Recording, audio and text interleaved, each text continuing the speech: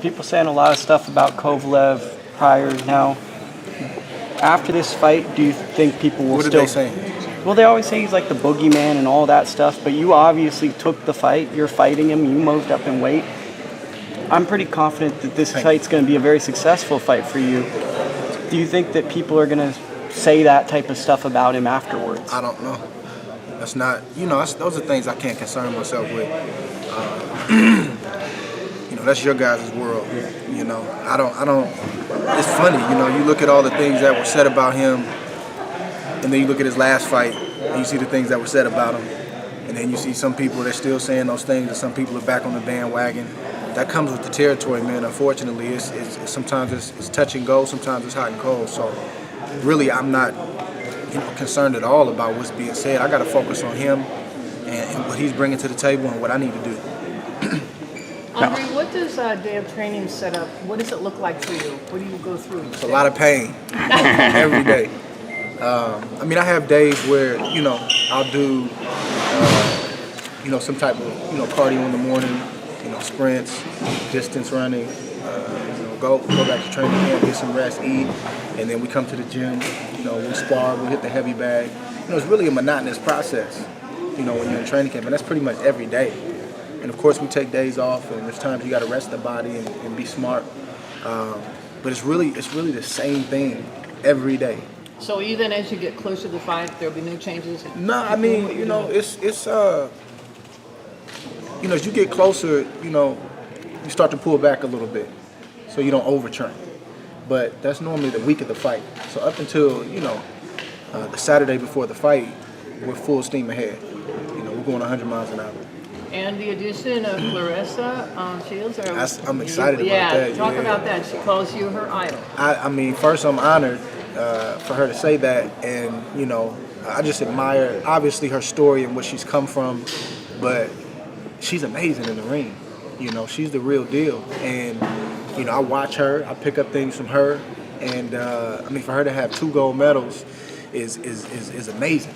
And now for her to get the opportunity to fight her pro debut on HBO, which I was fortunate enough to do, is a beautiful, beautiful thing. I think it's a perfect situation for herself as well as for women's boxing, because I don't think women's boxing gets really any type of attention. Those that know certain women and certain fighters, they'll support and do the best they can to get their name out there. But as a whole, I think we could do a better job, because they do play a part. They come in here. We have women come in our gym. They work just as hard as we do. They take the same risk we take. They just don't get the notoriety or sponsorships or the money that we get, and it's unfortunate. Andre, when you're fighting a puncher, do you change anything in camp, or is it the same? No, it's all. You obviously, depending on who you fight, you have different game plans, nuances, different things you're working on. But we respect, every fighter that we fight. We don't get. And I'm talking me and my team. We don't get caught up in the whole puncher thing. Anybody can get you out of there if you get hit right. So I don't think I'd be sitting here in this position right now if I had these highs and lows. This guy's a puncher, oh my God, versus this. Man, we got to find a way to get it done, and we're going to find a way to get it done. I don't care what he's got in his gloves, who he's knocked out, or what he's done. My job is to get my hand raised, and that's what we focused on. And how was it having Shakur Stevenson in your gym recently? It was beautiful, man. It's having young guys like that around start to make me feel a little older. Because I used to be that guy in Roy's camp, in Floyd's camp, hanging around Bernard, and you see yourself. So it's a little weird, because you like, man, I'm the OG. That's kind of crazy, but it's also a beautiful thing, because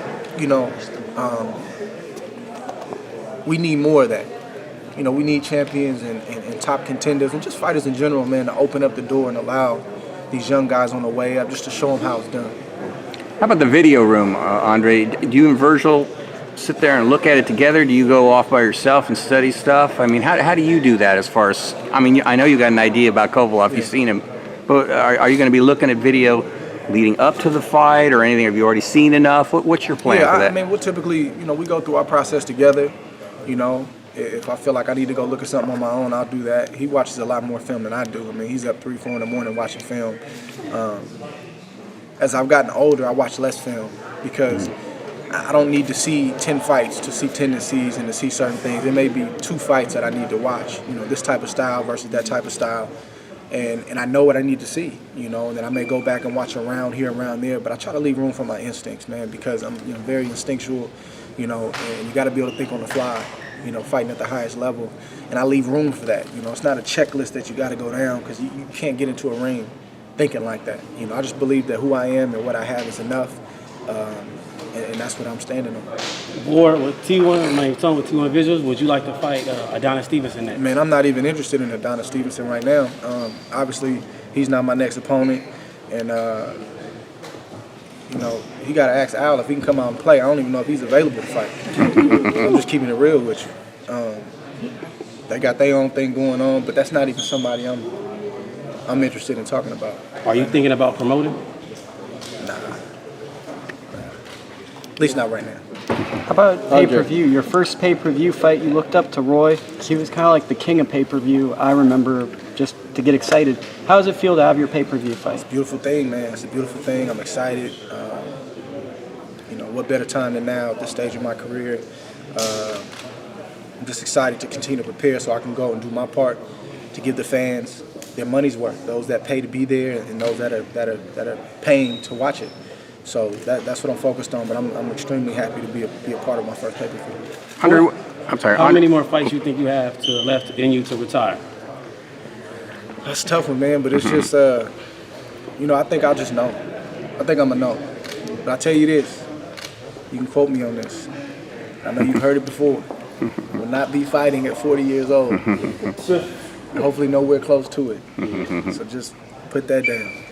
And if I am, which I hope I'm not, please replay this for me. Tell me that I lied to you. Yo, Dre, Bernard announced his final fight. Can you kind of give us your thoughts on his career and him calling it quits? Man, I wish him nothing but the best.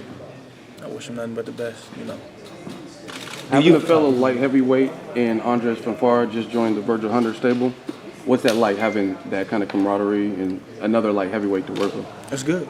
It's good. Good fighter, top contender. You guys spar? Did a little something. It's good. Virg came from the school of where it's smart to have a good amount of fighters in the stable in the same weight class. That way you don't have to go look for sparring. I mean, that's how it used to be back in the day. You have a trainer that would train, light heavyweights, super middleweights, and middleweights, and they all get work. You don't have to go, outsourcing for work. So that's the school that he comes from. So, naturally you don't like guys around you that are even remotely, at least me, that are in my weight class. It's a thing with fighters. But he and I will never fight. So, I'm happy to have him on board, and I'm looking forward to him bouncing back and doing great things. Do you feel comfortable at this weight? Do you feel stronger, faster? I better. You 3 weeks out. If not, I got some problems. After the Brand fight, you had said that you felt the Kovalev fight was a 50-50 fight. Do you still feel that way? Yeah, I have to feel that way. That's how I approach all my big fights. I don't go into the fight in my mind thinking, I got a clear-cut advantage here and I'm going to run through this guy. Personally, for me, I can't roll like that. I got to keep myself honest. We just talked about, the grind and the process every day. So many days you get up and don't want to be in here, and that's what keeps me going at the level that I need to go at on a day-to-day basis, just understanding that this man is working, and everything that I feel, the passion that I feel, the hunger that I feel to get these belts and to beat him, that dude is feeling the same way, if not more. So that just keeps me on my grind and keeps my head down where I force myself to keep working. And if it's anything less than that, that's a bonus. But I truly believe that he's everything that they say he is. And, I'm everything that I've shown over the years. And I feel will even show more, in a fight like this, of this magnitude. How do you assess Kovalev's skill set? I think he's good. I mean, he's a champion. He's a champion. I'm not going to, crown him the best fighter in the world, but he's a good fighter. He's a champion, and you have to respect that. He's defended his title for many, many years, and none of those defenses were close. So, yeah. Is there anything other than Kovalev power that concerns you? Anything other than his power? Yeah. Not winning is a big concern. Not getting my hand raised is a big concern. Hey, we seen your HBO special and we heard the story. Is anything that you would like to say about other kids that come along with the same story as you, or trying to box, or trying to play basketball or baseball, or whatever the case is? That's really the reason I talked about a lot of that stuff, to be honest with you. I never really talked about, some of the things I came from and some of the struggles my parents had. And I did that intentionally because, I didn't want my story to be, kind of burned up in a year or two. Oh, another guy from the ghetto. I've studied the sport long before I became a professional, and I knew how that kind of thing worked.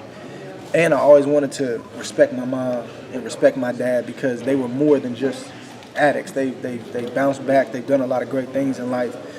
But I know that would be the selling point, so I never wanted to talk about it. But then I started getting to a place where, I started to feel discontent, from the standpoint of like, man, kids and fans and supporters, they see me here and they can't always relate because they think you've always been here.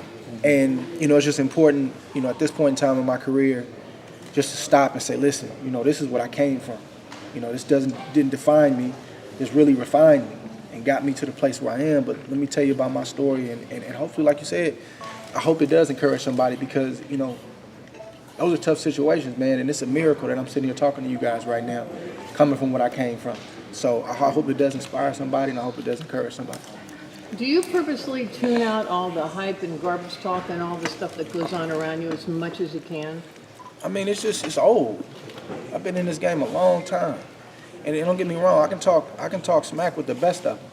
It's not that I don't have anything to say. It's just that I come from an old school mentality. You know what I'm saying? And it's more about action with me. I feel like I say what I need to say when I need to say it. And, because I don't do a lot of talking, I feel like when I do speak, maybe you guys want to listen. But if I'm on every website every week saying the same thing over and over, it starts to get a little mundane. You know what I mean? So I just try to speak when I need to speak and make sure that when I say something, it's meaningful. And then go try to back it up. Because in the boxing right now, it's a lot of talk. It's a lot of people trying to be Floyd, and I get it. He's a big, inspiration to a lot of young guys coming up. But it's more talk. It's a lot of, we call it bumping guns where I come from. But not a lot of action. And then when a guy doesn't perform and do what he said he was going to do, nobody calls him out on it. And then he goes, he makes an excuse for it, and he starts talking again. So I just try to keep it simple. I'm about action. What about, Andre, what about Kovalev seemingly being annoyed that you didn't acknowledge him at the press conference?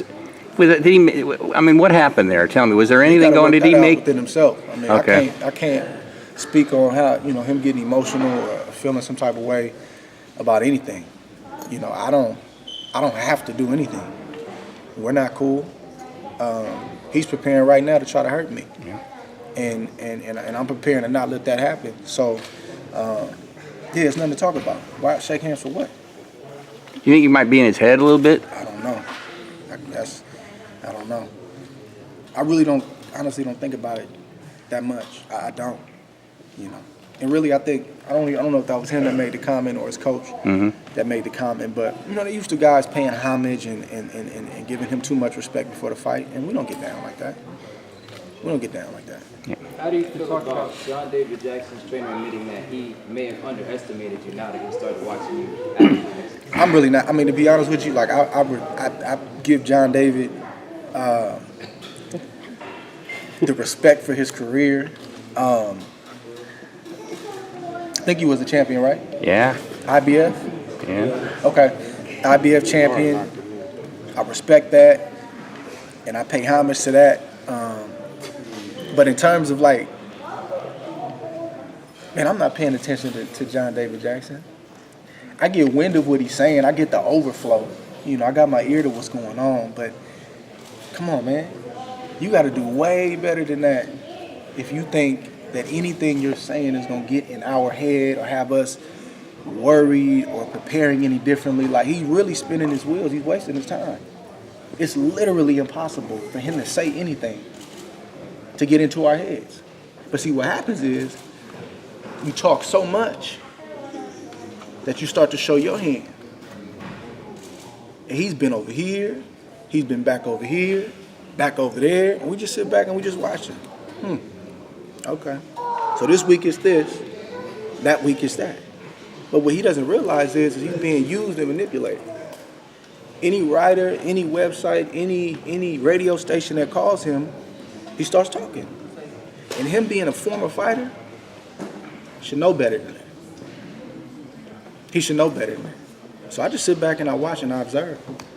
Now, as far as him like trying to, come on, man. First Kovalev was gonna kill us. Ward made a mistake to sign it. Then he's better than I thought. Come on, man. You gotta do better than that. You have to. So that's my message to him. If I have any message, you have to do better than that.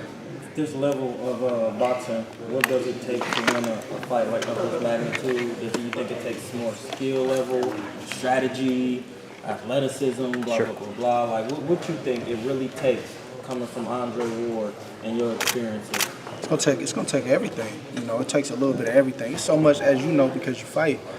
There's so much that goes on in the boxing ring that people don't even know. I got you, my bad. You clean up real quick. There's so much that goes on in the boxing ring that people don't know. It's not just one thing. It's a million things going on. There's ebbs and flows going on. It's gonna boil down to, who wants it more. It's gonna boil down to who's executing the game plan under pressure. It's gonna boil down to who's in the best shape. It's gonna boil down to a lot of things. Agreed. Yeah, to a lot of things. I can't point out one thing or two things. It's gonna be a lot that boils down to getting this fight won, and I just feel like that I wanted more. That's just my opinion.